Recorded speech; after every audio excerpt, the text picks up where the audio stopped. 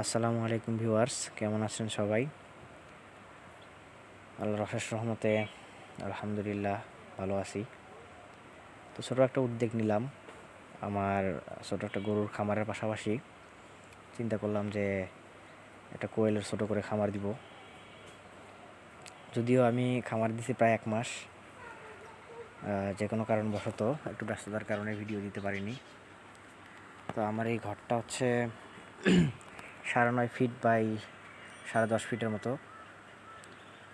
এই ঘরটা তৈরি করতে আমার মোটামুটি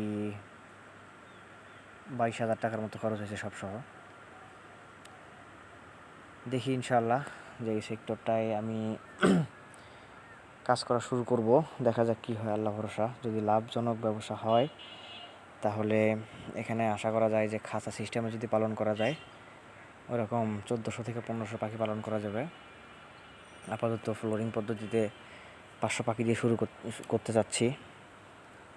তো এই সেক্টরে যারা অভিজ্ঞ আছেন তারা একটু পরামর্শ দিবেন যে ভাই আসলে এই সেক্টরটা এখন বর্তমানে কী অবস্থা, কতটুকু লাভজনক এবং কতটুকু ঝামেলাজনক একটু জানাবেন।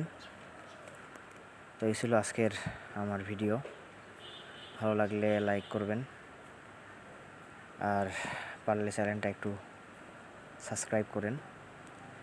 ভালো থাকবেন সবাই, আর অবশ্যই দোয়া করবেন যাতে সামনে ভালো কিছু করতে পারি ইনশাআল্লাহ। আল্লাহ হাফেজ। আসসালামু আলাইকুম।